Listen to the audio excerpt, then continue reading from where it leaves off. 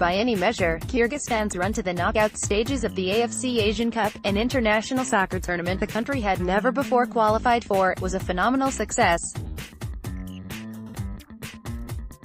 But the nature of their 3-2 defeat against tournament hosts United Arab Emirates on January 21, decided by a dubious penalty decision in additional time, has left a sour taste in the mouths of supporters. A few years ago, Kyrgyzstan would not have dreamed of reaching this stage. A 4-1 defeat to Tajikistan in a friendly in Bishkek in 2013 marked something of a nadir for the domestic game. The Philippines, whom Kyrgyzstan routed 3-1 in the group stages of the Asian Cup last week, beat the team nicknamed the White Falcons twice in 2016. Now, Kyrgyzstan is sitting pretty in 91st, 27 places above the Philippines in the FIFA rankings, having risen 24 places in the last year alone. Such rankings leaps in the lesser half of the football world are in and of themselves not necessarily indicative. They may be the result of victories over a string of easy opponents, say, or spectacular failures on the part of other low achievers. But the Kyrgyz proved they were the real deal with a string of full-blooded performances to secure their passage through the group stage at the Asian Cup in the UAE. In addition to the mauling of the Philippines, the team went toe-to-toe against South Korea, a top-tier team considered among the favorites to win the tournament, and lost by a very respectable 1-0.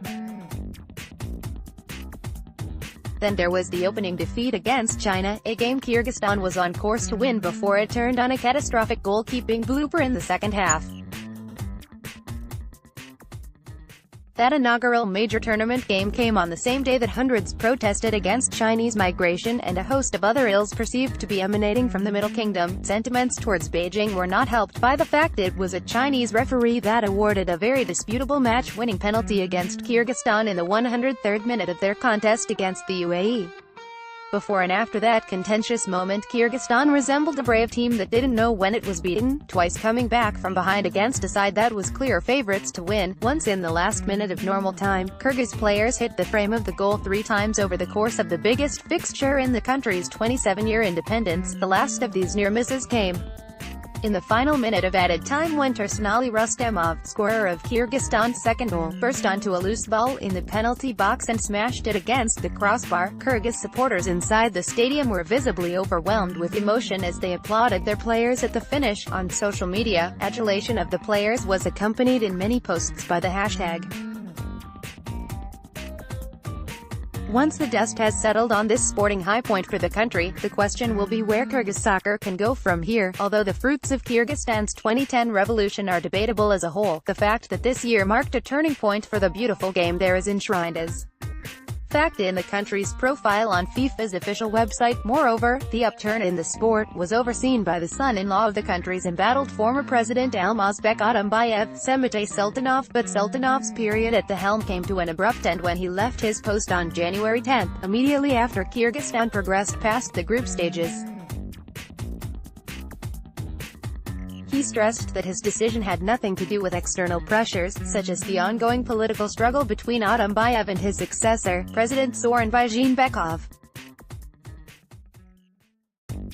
An alternative interpretation might be that Kyrgyz authorities didn't like the idea of an ex-presidential-in-law basking in the glory of a tournament run that could have gone even further.